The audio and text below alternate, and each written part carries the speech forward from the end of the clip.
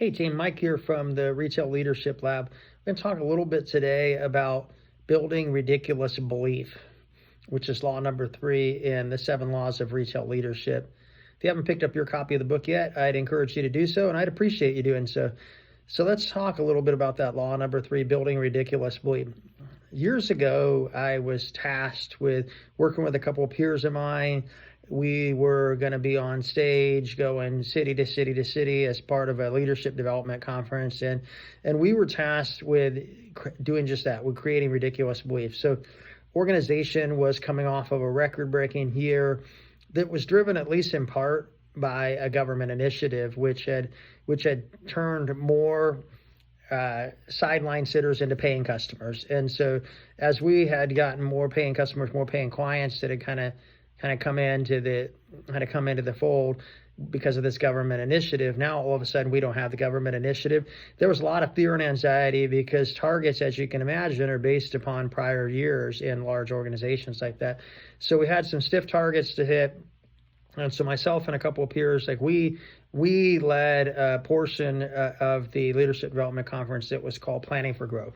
That the idea behind it was to position ourselves to go do the work, to take control, to really make the math matter, to quote law number 4 in 7 laws of retail leadership. So how did we do that? So let's break it down. So as we're going city to city to city, division to division, and essentially what we're doing is we are selling to the leadership team so that they can go sell to the front line this idea and get them on board with believing that we could, in fact, that there was still enough clients out there that we could, in fact, not only survive coming off of a high target from a record-breaking year, but that we could thrive. So first thing we did, we opened with a joke. We broke the tension, right? So this is like the how. This is like the nitty gritty. Like this isn't the idea piece of it. Like go build ridiculous belief, but this is the how.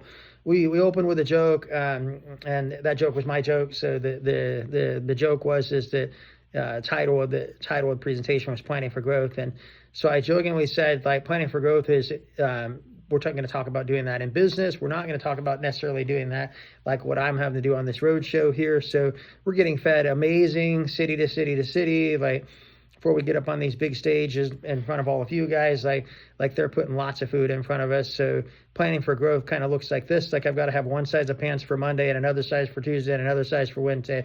And then by Thursday, I might be in my stretchy Thanksgiving pants because we're getting fed so well. And that loosened the crowd up. Everybody kind of laughed, had a good time with that. So acknowledge that there's stress and tension around the goal. And then do your best to diffuse or break that stress and tension. And then the next part that we talked about what is the actual reality? So what does reality look like? And we kind of unpacked that. We unpacked the fact that we were coming off of a record-breaking year, that many of the people in the room had the largest bonuses in history, therefore their teams had their largest bonuses. We were able to really make a difference out in the world because we were able to serve more clients than we'd ever served before. And so we talked about that at length. So in this 90-minute presentation, we allowed the first portion of the presentation was to kind of break the ice, break the tension, get to know us as presenters a little bit, like make sure that they understood that we were right where they were. And then we kind of move the ball next to hey, let's look at the reality. We're not going to ignore the fact that we grew a bunch of clients because of this. Then after we did that, we started to look at what was the missed opportunity though. Even in a record-breaking year, there was a lot of missed opportunity. And so we unpacked what was that missed opportunity, got a lot of heads nodding, everybody oh my gosh, we could have had an even better year. And then it's okay, then we have that comparative slide that shows what if we didn't have the government opportunity and we just hit the missed opportunity? Everyone in the room would have done better. Instantly, large applause, people started to really believe oh my gosh, there is a path forward for us here. Just because we lost our star running back doesn't mean we can't still score the ball, right? So really getting to that point, what does that look like, and starting to create belief. And then kind of finally, it's what are the tactics? So, and this is how in the 7 laws of retail leadership, how it unpacks to its that's why it's not just the laws, but it's the order of the laws and how you put them into place. So like the next law number 4 is math matters. So it's like, okay, cool. So we can't just go say replace government clients with new clients. It doesn't work like that. Like lots of times companies have like hey, we have a new customer growth goal, and those new customers will just outrun the customers we lose. There better be some math that supports that. If there's not, you're gonna retract any goodwill that you built, any ridiculous belief. It's gonna become unbelievable, right? So you have to actually be able to support it with math too. So what we did is we threw up there the math, and then we brought it all home, and we brought it all home with like getting heart. And one of the best ways to build ridiculous belief is to get head and heart at the same time. And how do we get heart? Like we talked about, like the power of empowering others. So instead of being the only person that carries the message, go get somebody else to carry the message. There's no better video that does this out there. Like go out on YouTube, check out the video, First Follower. Like that video does an amazing job of articulating that. How do you move from lone nut to a village of people? And a lot of times as a leader, you're going to feel a little bit like a lone nut. You're going to be dancing up there alone. You're going to be the only person saying the thing. But once you get a few people to move your direction, because you've got them engaged, they believe, they can see the math, they can see how they fit inside the vision, like then they'll come.